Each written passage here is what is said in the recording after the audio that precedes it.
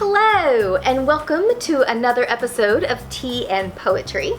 So if you've been following along, you know that normally we do tea and books, but during the time of coronavirus, poetry is about all I can do.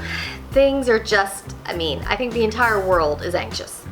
So today we're doing tea and poetry. And our tea is my Teaster tea from Adagio. It's called Marshmallow, and I got this in a bunch of tea that I bought in April, and I'll link the unboxing up here, and I'll also link it below. So it's a rooibos, and it's got apple sprinkles, natural flavor, and marigold leaves. So because it has sprinkles in it, that means it does have sugar in it. The sprinkles are very cute little flowers and such. So I did make it, and also in my unboxing video you'll see the little teapot that I bought because I wanted something that, number one, could go in the dishwasher, because if it can't go in the dishwasher, it cannot live at Michelle's house.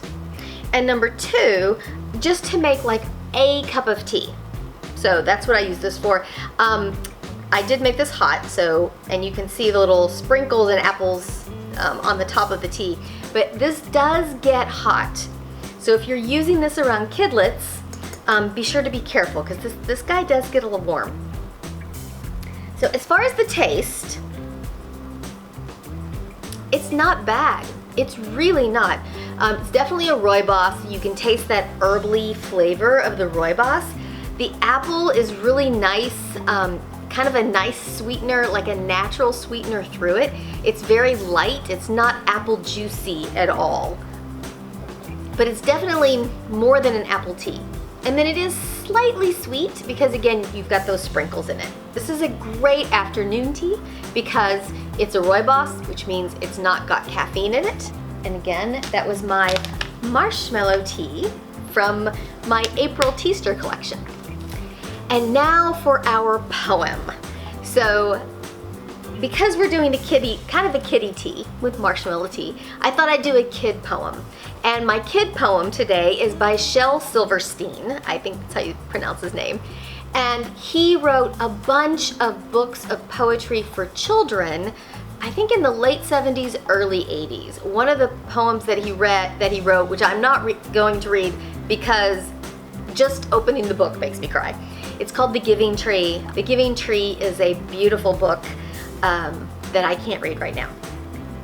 But one I can read is called Sick by Shel Silverstein. And you know how when we're all growing up, we just didn't want to go to school. It's like, please, not today, Mom. So this poem is kind of that. It's please don't make me go to school, Mom. And there's kind of a twist at the end.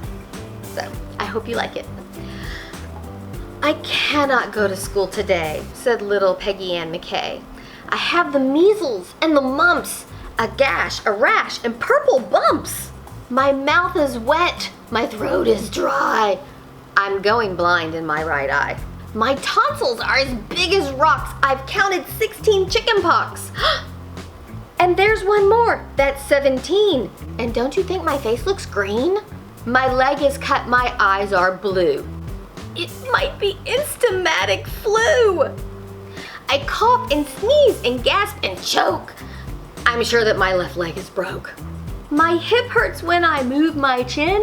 My belly button's caving in. My back is wrenched. My ankle's sprained. My appendix pains me when it rains. My nose is cold. My toes are numb. I have a sliver in my thumb. My neck is stiff. My voice is weak. I hardly whisper when I speak. My tongue is filling up my mouth. I think my hair is falling out. My elbow's bent, my spine ain't straight. My temperature is 108. My brain is shrunk, I cannot hear. There is a hole inside my ear. I have a hangnail, my heart is... What? What's that you say? You say today is Saturday. Goodbye, I'm going out to play.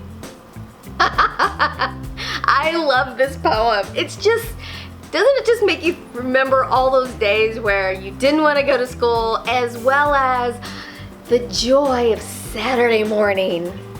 What could be better? So, anyway, Sick by Shel Silverstein and Marshmallow for our tea today. And until next time, I hope you enjoyed it and have a cup of tea on me today. Bye.